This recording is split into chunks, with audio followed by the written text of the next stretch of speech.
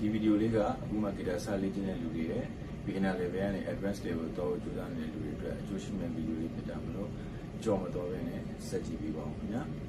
beginner တွေမှာပထမဆုံးစတိုင်ပတ်တာက F ကိုင်မှုတိုင်ပတ်မယ်ပြီးရင် minor တွေကိုင်မှုတိုင်ပတ်တယ် minor ကော့အကြီးတွေပေါ့နော်အဲ့လိုတိုင်ပတ်တဲ့လူတွေအတွက်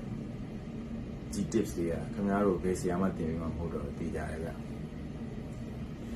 A minor ကိုကျွန်တော်တို့ဂီတာစကိုင်လို့ပြောနေတာကိုင်နေကြတယ် A minor ကိုကျွန်တော်ဒီလိုပဲကိုင်ကြတယ်နော်ဒီလိုကိုင်ရတယ်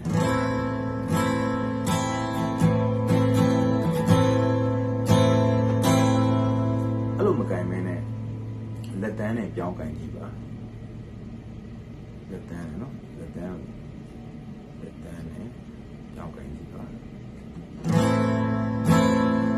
နားဒီလိုမျိုးတော့လက်ညိုးလေးလွတ်နေလေဟုတ်ပြီ A minor ကနေကျွန်တော်တို့ကနောက်ကိုတစ်ခွက်စုံမယ်ဘာဖြစ်သွားလဲ B flat minor ဖြစ်လွတ်နေတဲ့လက်ညိုးကဒီကျိုးဖိလိုက်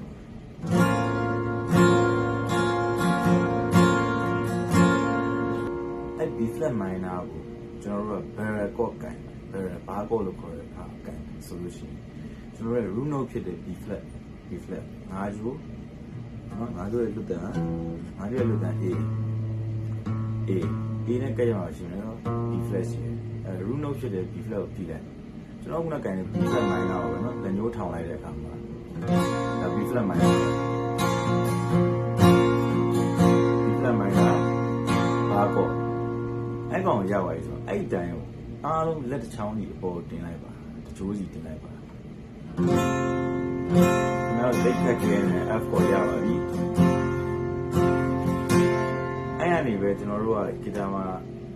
တာရဲ့ theory ရ shift flat now hash ဒီပြရတယ် F တပါးကျော်ရင် G တပါးကျော်ရင် A တပါးကျော်ရင် B အဲ့ရဲ့ C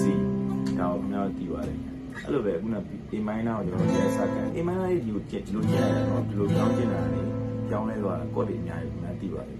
A minor နောက်ဆုတ်တယ် B flat minor နောက်ဆုတ်ပါတယ် B minor လို့ပြောတယ် B minor C minor D flat minor D minor E flat minor E minor နော်အများကြီးဆက်သွားလို့ရတယ်ဒါပေမဲ့ဒီလောက်ပဲပြပြမယ်ဒီဗီဒီယိုလေးကအကျိုးရှိရဆိုရင် like and share လုပ်တော့